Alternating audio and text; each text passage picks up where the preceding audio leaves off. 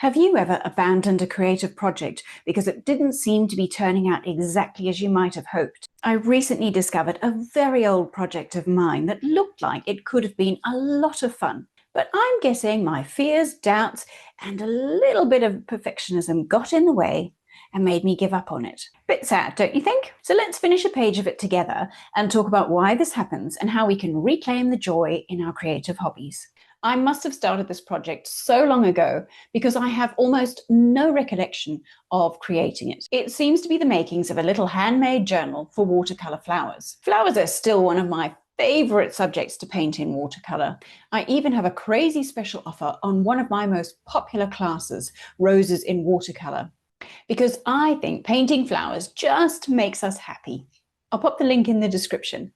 Anyway, for this project, all those years ago, I must have picked a size for the journal, chosen the paper, cut the pages, even filled a few pages and done the cover. But I guess I must have not loved the way some of these pages turned out, because that's where I seem to have left it. When I discovered these unfinished pages while I was tidying up my office, I thought, what a fun little project, and I'm quite excited to start painting them. I'm sure my idea was to fill the pages with different explorations of the ways you can paint flowers, because there are so many flowers to paint and there are so many different ways to approach painting them in watercolour. I always favour a loose style, and I can see that that's something I have always loved. For this little page, I decided to paint some similar tall, colourful flowers. I'm kind of just making them up. But I chose to try a different approach and taped up a border. I don't often do that, but if you are going to put in a background, it is rather fun to have that gloriously clean white border revealed when you pull the tape off at the end. You'll see what I mean if you stick around till the end.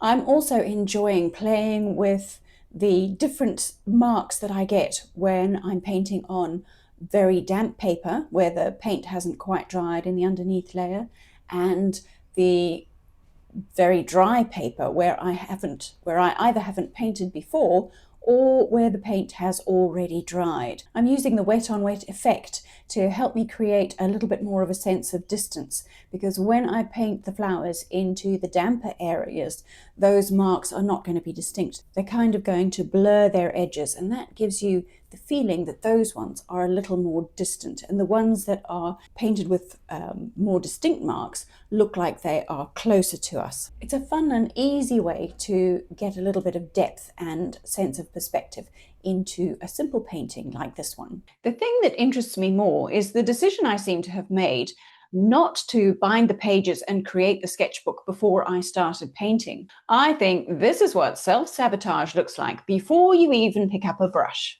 I'm guessing I would have done that because I was worried that some of my pages wouldn't quite be good enough for the finished sketchbook. So doing it this way round would allow me to leave them out of the binding if that turned out to be the case. Oh, now I feel a bit sorry for my former self, because there is an irony there. Trying to prevent failure, I almost guaranteed it. I was effectively setting myself up to fail. I think this is really only one form of creative self-sabotage. Tell me if any of these sound familiar. How about choosing lovely, expensive supplies for your project and then stalling because you're a bit afraid to use them? Or getting stuck in the endless planning phase of the project and never quite getting round to starting? And have you ever found yourself waiting for the right time to begin, and somehow that right time never seems to arrive? Did I miss any?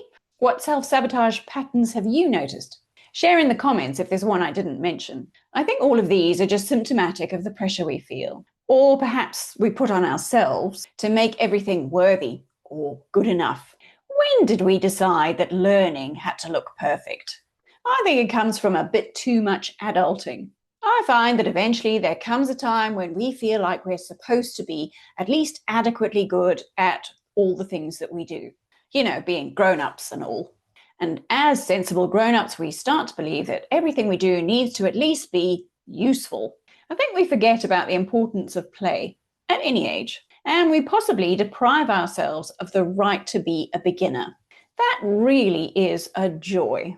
Joy is exactly what projects like this are supposed to be about, in my opinion, and especially what sketchbooks are for. Let's not forget that sketchbooks are supposed to be messy laboratories. Otherwise, we wouldn't call them sketchbooks. We'd call them masterpiece books, surely. Don't let the social media highlight reel effect give you the wrong idea. I mean, of course, a sketchbook can end up being filled with page after page of magnificent artworks, but it can also be a red-hot mess of scribbles and scrawled notes and telephone doodles. If you're over a certain age, you'll remember the notepad beside the telephone and know exactly what I mean. A sketchbook may or may not include coffee stains, half a shopping list, and that password you were never supposed to write down, for security reasons, just for example. And if you want to create a sketchbook filled with barely recognizable stick figures, you go right ahead. We have every right to do that sort of thing at any age. Some of my favorite parts of any painting are putting in some of the final darks. I always find the painting really comes to life once you've put in some of your extra dark sections. It's the contrast between those and the lighter areas that really gives your painting a little bit more impact. So I always find that a bit of a fun, exciting part of the painting. And of course, the other thing that I feel no watercolor painting pretty much is complete without is a bit of splatter. Actually, I think it's just that I really enjoy splashing a bit of color about. But for something like flowers, a little bit of splashing always gives a sense of movement and the feeling of, I guess it must be the feeling of pollen and that sort of thing in the air.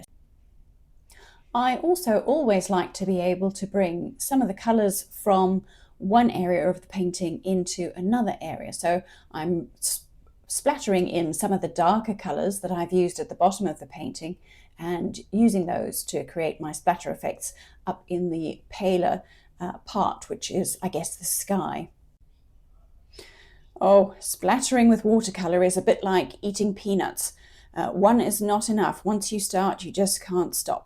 I'm adding in a second colour, which is a great thing, but I need to exercise a little bit of restraint and leave it there pretty soon, I think. Now the moment we've all been waiting for, pulling off that tape. Why is that so very satisfying? I'm not sure, but it does make me want to paint another page. Of course, those Instagram-worthy sketchbooks are amazing to behold, but there is a different quiet power in having a safe and private space in which to do whatever you please with little to no regard for how it ends up looking. Let's exercise our creative resistance and choose the freedom of a messy sketchbook. Grant our little projects the liberty of turning out just as they are, not as we think they ought to be. That's the mindset I'm aiming for as I finish this little project. Not that I think every project you start needs to be finished. There is nothing wrong with abandoning creative projects.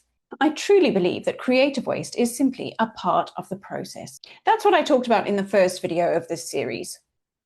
I'll pop it up on the screen along with the playlist of all the videos in the series for this little watercolor flower journal project so that you can watch those next. Happy painting!